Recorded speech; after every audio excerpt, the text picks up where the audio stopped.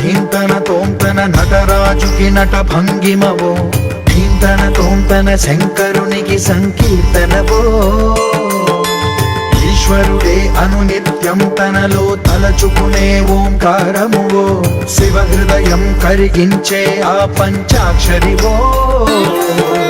నీ మదిలో మహాదేవుడినే కొలువుంచగా కైలాసమువో, అతని పాదము చందన వెలిగే